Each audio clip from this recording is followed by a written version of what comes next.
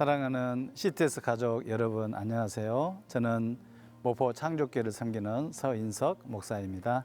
오늘 저는 깨진 유리창을 방치하지 말자라는 제목으로 여러분과 함께 은혜를 나누려고 합니다. 하나님의 말씀은 디모데후서 3장 16절 17절 말씀입니다. 모든 성경은 하나님의 감동으로 된 것으로 교훈과 책망과 바르게 함과 의로 교육하기에 유익하니 이는 하나님의 사람으로 온전하게 하며 모든 선한 일을 행할 능력을 갖추게 하려 함이라. 여러분, 깨진 유리창이라는 말 들어보셨지요? 깨진 유리창 법칙은 미국의 범죄학자인 제임스 일슨과 조지 켈링이 1982년 3월에 공동 발표한 사회 무질서에 관한 이론입니다. 즉, 유리창이 깨지고 번호판도 없는 자동차를 거리에 방치하고 사람들의 행동을 관찰했는데 얼마 지나지 않아 사람들은 배터리나 타이어 같은 부품을 훔쳐가고 더 이상 훔쳐갈 것이 없자 자동차를 마구 파괴해 버렸다는 이야기입니다.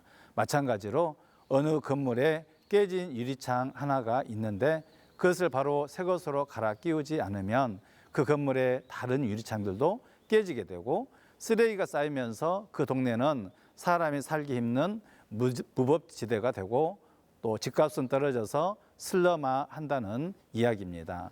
단지 유리창 하나가 깨졌을 뿐인데 우범지대가 되고 만 것입니다. 이것은 사소한 무질서를 방치하면 큰 문제로 이어질 가능성이 높다는 의미를 담고 있습니다. 이러한 깨진 유리창의 법칙은 나중에 세계 유수의 범죄 도시 뉴욕시의 치안 대책에도 사용되었는데요.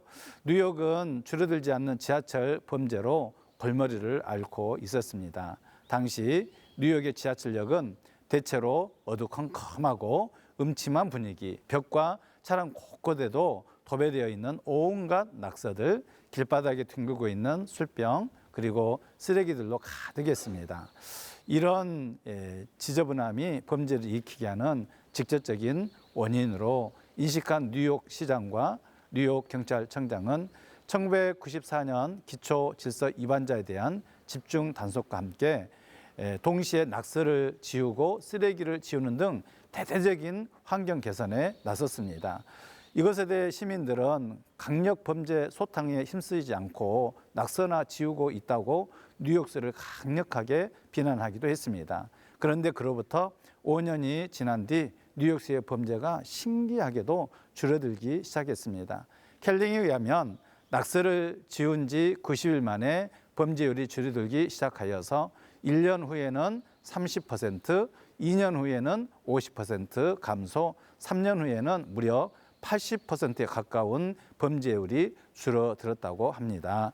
이처럼 세상을 바꾸는 변화는 사소한 관심에서 시작됩니다. 우리의 삶도 마찬가지입니다. 여러분의 삶에 깨진 유리창은 무엇인가요?